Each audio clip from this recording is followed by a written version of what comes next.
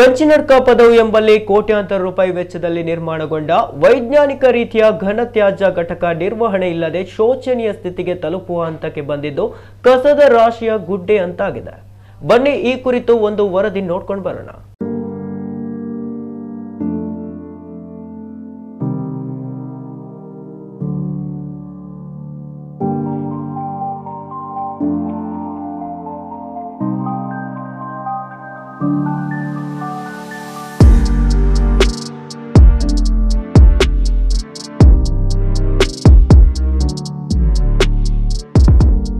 ಇದು ಬಂಟ್ವಾಳ ಪುರಸಭಾ ಇಲಾಖೆಯ ಅಧೀನದಲ್ಲಿರುವ ಸಜಿಪನಡು ಗ್ರಾಮ ಪಂಚಾಯತ್ ವ್ಯಾಪ್ತಿಯಲ್ಲಿ ನಿರ್ಮಾಣಗೊಂಡಿರುವ ಕಂಚಿನಡ್ಕ ಪದವು ಘನತ್ಯಾಜ್ಯ ಘಟಕದ ಅವಸ್ಥೆಯಾಗಿದೆ.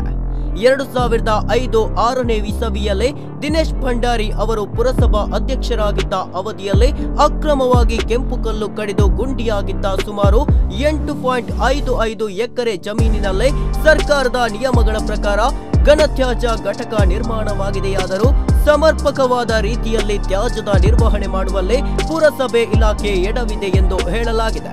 ಪುರಸಭಾ ವ್ಯಾಪ್ತಿಯಲ್ಲಿ ಸಂಗ್ರಹವಾದ ತ್ಯಾಜ್ಯಗಳನ್ನು ಕಂಚಿನಡ್ಕ ಪದವು ಘನತ್ಯಾಜ್ಯ ಘಟಕಕ್ಕೆ ಇಲಾಖೆಗೆ ಸೇರಿದ ಲಾರಿಯಲ್ಲಿ ಕೊಂಡು ಹೋಗಿ ಅಲ್ಲಿ ಹಸಿ, ಒಣ ಮತ್ತು ಪ್ಲಾಸ್ಟಿಕ್, ಪೇಪರ್ ಹೀಗೆ ಇನ್ನಿತರ ವಸ್ತುಗಳನ್ನು ಬೇರ್ಪಡಿಸುವ ಲಕ್ಷಾಂತರ ರು ವೆಚ್ಚದ ಕನ್ವಯರ್ ಮೆಷಿನ್ ಡೇ ಒಂದರಿಂದ ಇಲ್ಲಿಯವರೆಗೆ ಕೆಲಸ ಮಾಡದೆ ತುಕ್ಕು ಹಿಡಿಯುವ ಹಂತಕ್ಕೆ ತಲುಪಿದಲ್ಲದೆ ಅದರ ಮೆಕ್ಯಾನಿಸಂ ಸಂಬಂಧಿಸಿದ ರಿಪೇರಿಗಳು ಬಂದಿದೆಯಾದರೂ ಕಾರ್ಯಾಚರಿಸುತ್ತಿಲ್ಲ ಎಂದು ಅದರ ಆಪರೇಟರ್ ತಿಳಿಸಿದ್ದಾರೆ.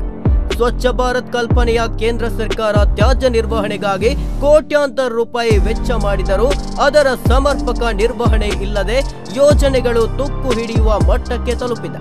ಇದರ ಜೊತೆಗೆ ಪ್ರೆಸ್ಸಿಂಗ್ ಮೆಷಿನ್, ಬಯೋಗ್ಯಾಸ್ ಉತ್ಪಾದನೆ ಮೆಷಿನ್, ಕೋಕ್ಪಿಟ್ ಮೆಷಿನ್ ಹಾಗೂ ವೇಬ್ರಿಡ್ಜ್ ಫಿಲ್ಟರ್ ಪ್ಲಾಂಟ್ಗಳು ನಿರ್ವಹಣೆ ಇಲ್ಲದೆ ಅನಾಥವಾಗಿದೆ. ಬಂಟ್ವಾಳ ಪುರಸಭೆಯ ವ್ಯಾಪ್ತಿಯ ಕಂಚಿನಡ್ಕ ಪದವಿನಲ್ಲಿ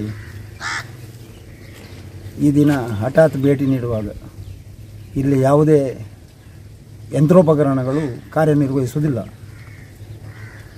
ಎಲ್ಲ ಕಸ ವಿಂಗಡಣೆಯ ಎಲ್ಲ ನಮೂನೆಯ ವ್ಯವಸ್ಥೆಯು ಇಲ್ಲಿ ಕಲ್ಪಿಸಿಕೊಡಲಾಗಿದೆ.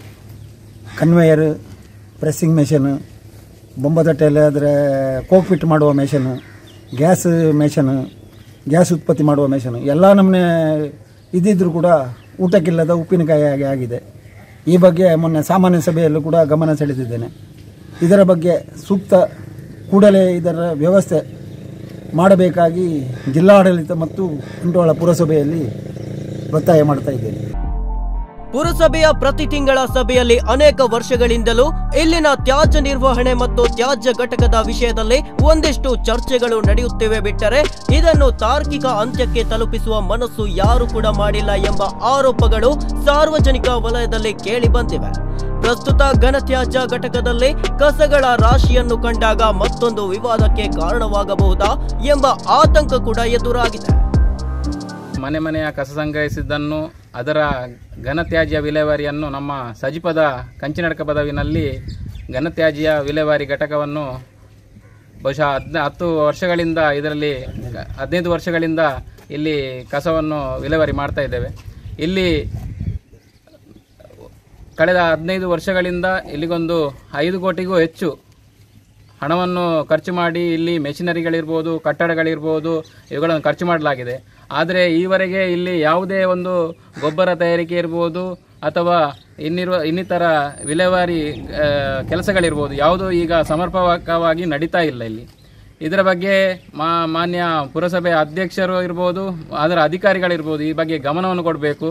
ಇಲ್ಲದಿದ್ದಲ್ಲಿ ಇನ್ನು ಮುಂದೆ ಇಲ್ಲಿಯ ಸಾರ್ವಜನಿಕರು ಇಲ್ಲಿ ಎಚ್ಚೆತ್ತು ಇಲ್ಲಿ ಪ್ರತಿಭಟನೆ ನಡೆಸುವಂಥ ಕಾರ್ಯಕ್ರಮಗಳು ನಡೀಬೋದು. ಹಾಗಾಗಿ ಈ ಬಗ್ಗೆ ಸೂಕ್ತ ಕ್ರಮವನ್ನು ಅಧ್ಯಕ್ಷರು ಹಾಗೂ ಅಧಿಕಾರಿಗಳು ಇದರ ಬಗ್ಗೆ ಗಮನವನ್ನು ಹರಿಸಿ ಸೂಕ್ತ ಕ್ರಮವನ್ನು ಕೈಗೊಳ್ಳಬೇಕಾಗಿ ನಾವು ಆಗ್ರಹಿಸ್ತಾ ಇದ್ದೇವೆ. ತ್ಯಾಜ್ಯ ಘಟಕದ ಸುತ್ತಲೂ ಕಾಂಪೌಂಡ್ ಹಾಕಿ ಗೇಟ್ ಅಳವಡಿಸಿದೆಯಾದರೂ ಬಂಟ್ವಾಳ ಪುರಸಭೆಯಲ್ಲದೆ ಇತರೆ ಕಡೆಗಳ ತ್ಯಾಜ್ಯಗಳು ಇಲ್ಲಿಗೆ ತಂದು ಡಂಪ್ ಮಾಡಲಾಗುತ್ತಿದೆ ಎಂಬ ಆರೋಪಗಳು ಅಧಿಕಾರಿ ವರ್ಗದಿಂದಲೇ ಕೇಳಿ ಬಂದಿದ್ದು, ಇದರ ನಿರ್ವಹಣೆ ವೆಚ್ಚವನ್ನು ಯಾರು ನೀಡಬೇಕು, ಇದು ಪುರಸಭೆಗೆ ಹೊರೆಯಾಗಲಿದೆ ಎಂದು ಹೇಳಲಾಗಿದೆ. ಕಿಶೋರ್ ಬಂಟ್ವಾಳ, ನಮ್ಮ ಕುಡ್ಲ ನ್ಯೂಸ್ 24/7.